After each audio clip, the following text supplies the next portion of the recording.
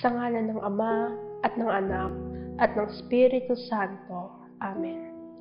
Aba, Ginoong Maria, Birheng Ina ng Diyos, dahil sa iyong pananampalataya at pagpapaubaya ng iyong sarili sa Diyos, ay buong kalayaan mong ipinahintulot na manaog sa iyo ang Espiritu ng kataas-taasan upang ipagdalang tao ang anak ng Diyos.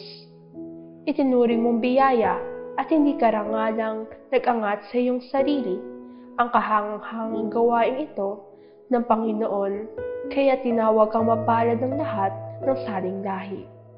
Ikaw ang ina ng Diyos na nagkatawang tao at ina naming lahat.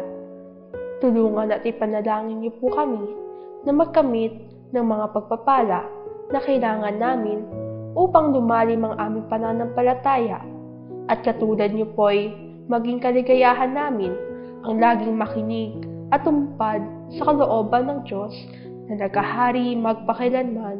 Amen. Sa ngalan ng Ama, at ng Anak, at ng Espiritu Santo.